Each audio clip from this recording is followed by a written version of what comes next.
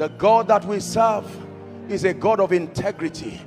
If he says he will heal you, I assure you he will.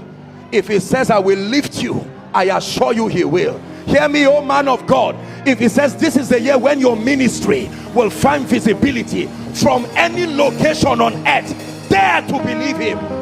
Dare to believe him.